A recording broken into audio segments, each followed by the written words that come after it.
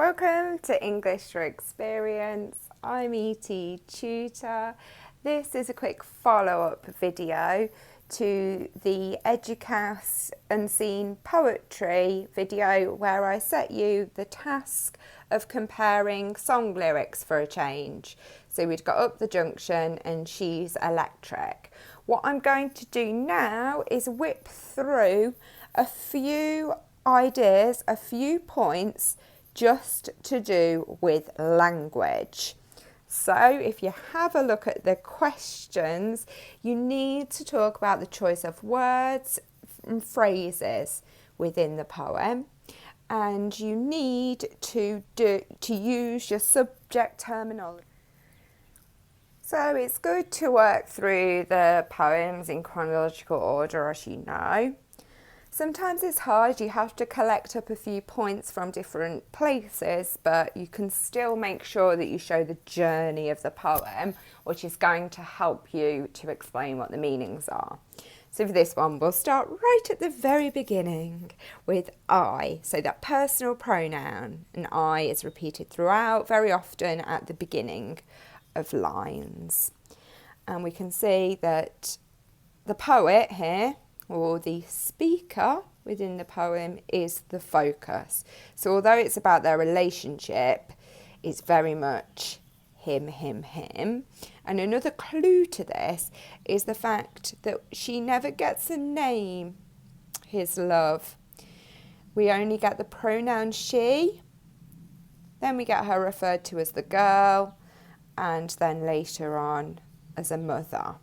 So it's significant to say that this repetition of personal pronoun I signifies that the poet is the central character within this poem. And we can also see that it's personal. It's about somebody falling in love, having a baby, falling out of love and ending up alone. So it's no surprise that the word I features throughout. So there's our first point. Then another good thing to mention in terms of this particular text is the use of proper nouns, so real names and places. So we've got Clapham in London, we've got reference to the pub, the railway arms, all with capital letters there as well. And the reason that poets do this on the whole is to make things seem more real and more relatable. And by doing that, they're more likely to be able to manipulate us into agreeing with their point of view. Another thing here that also works to make the poem more real, more relatable, is the use of this non-standard English. So we've got ain't, instead of haven't. That night I haven't forgotten becomes that night I ain't forgotten.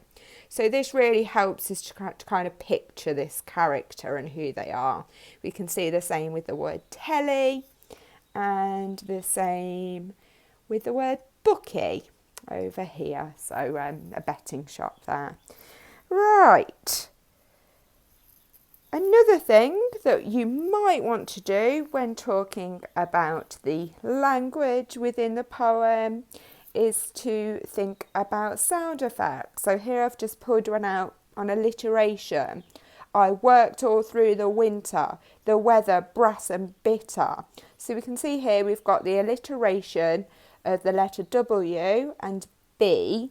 And I'd say that this is quite harsh sounding, worked all through the winter, stressing possibly his discomfort and emphasising how hard he was working. Okay, and then finally you might want to mention the use of metaphorical language and euphemism. So we've got, she said she'd seen a doctor. So seen a doctor here is code for she's pregnant, she's preggers. And then here we've got the little kicks inside her, which is obviously the little baby. So we can see that this metaphorical language is used in different ways. So here, Possibly he can't bring himself to use real terms because he's scared about what's happening to him. And then over here we've got this idea that when she left him, the devil came and took me. So we've got metaphorical language. The devil didn't really come and take her. It's almost like an excuse he's using here to try to explain his bad behaviour, going from bar to street to bookie. And then we've got more repetition of that phrase, no more nights. No more nights. So that would be a really useful one to pick up to show how much has changed throughout the course of the song lyric. I know I keep saying poem, forgive me.